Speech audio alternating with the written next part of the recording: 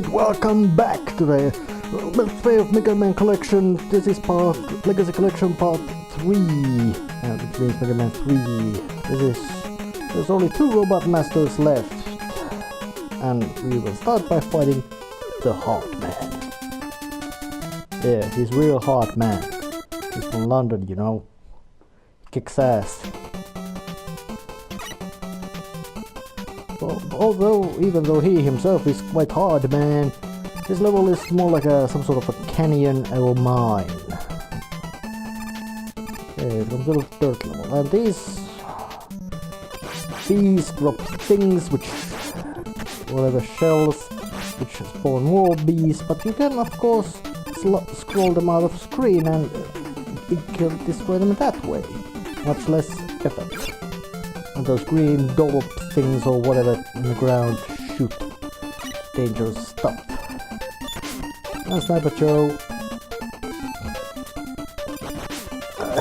is much less of a sniper and more of a hammer thrower. Yeah, it's a good sport and all that kind of stuff, but not necessarily the most, shall we say, interesting. Well, luckily now the Sparkman's actually useless weapon can do some use in stunning those things, which makes them less annoying as you can just stun them and get away from them. And I didn't show it, but you can always slide. You can slide beneath the Hammer Joe's attack. And let's just stun this bugger as well. Stun you! I'm making the spark shock look much more useful than it is. It's usually just as easy to shoot the enemy dead instead of trying to stun them. And in places like the corridors like this, where there is no space to dodge or way to get them behind you, there's no reason to even try to use stun attack by spark shock.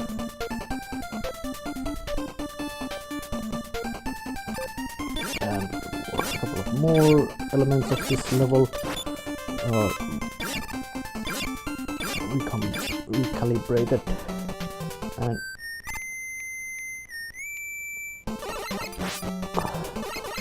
you again showed up,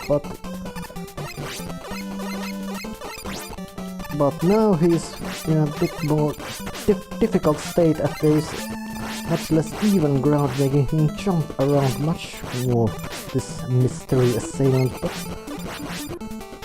But whoever he is, he ain't much of a threat, and he fell.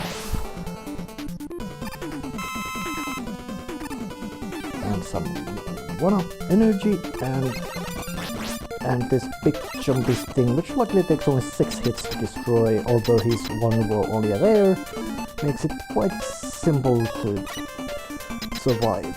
It has more looks than bite. The Hard Man himself, well, he shoots these fists at you. They turn if you're not against a wall like this. And then he jumps up and goes to crash down, and strangely, it doesn't matter you're on the ground or not, the ground is always stunned. And of course, taking a hit from that heavy log of metal falling on top of you does a lot of damage. But he fell easily to magnet missile. Why magnets would destroy something hard, I don't know. That the weaknesses don't necessarily make sense at all. Although usually they do. Although the Hard Knuckle is this game's key weapon in that you can shoot down walls with them. Now we shall fight the reptilian Snake Man. Oh yeah. Reptile monster conspiracy has struck again.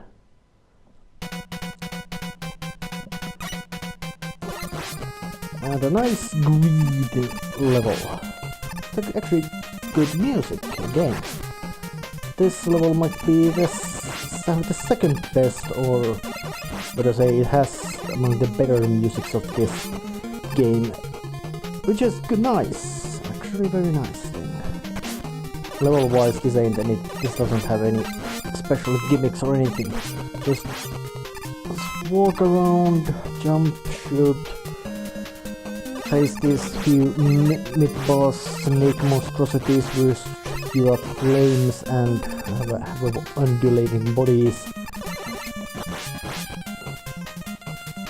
Alright, that thing might shoot and drop you down, but if you let him just shoot, there's no peril of that. Funny. There was ladders there which were absolutely useless. Oh yeah, these guys jump both poles.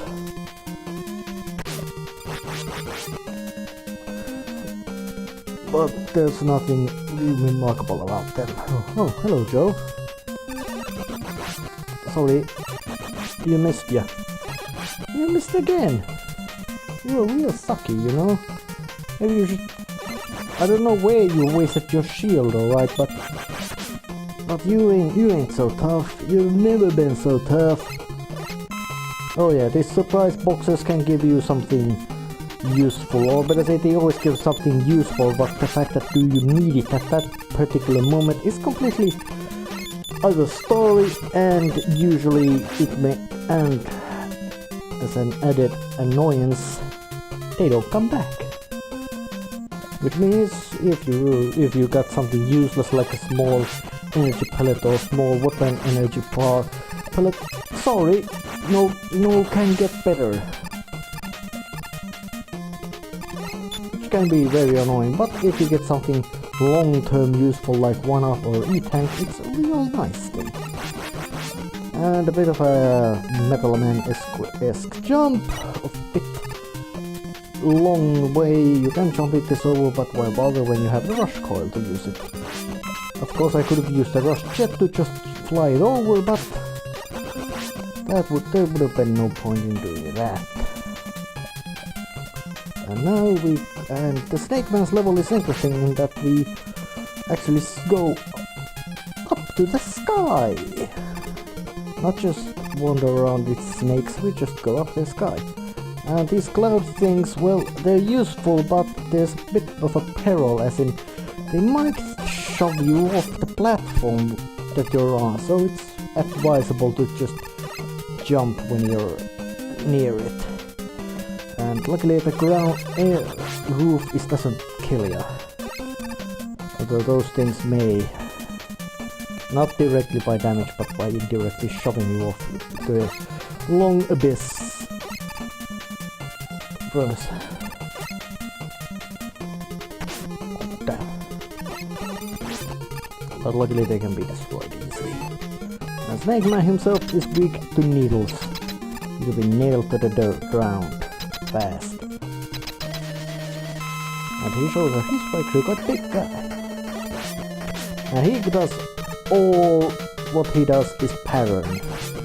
He walks around and he shoots snakes at some point, like now. He always shoots either end, middle, or in the middle. So all you have to do is actually just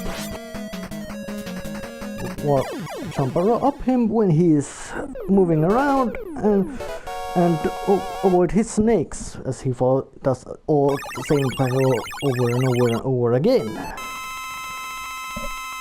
He hits hard, but he's easy to avoid. And the Search Snakes weapon, which is more or less similar to Bubble Man's weapon in that it goes straight. And the big robot masters are down. And we have 4 new robot masters in same levels, and they all look same, and they all look bloody ugly. But who or what they are will be seen next time, as we will continue Megaman Legacy Collection Part 3. See you.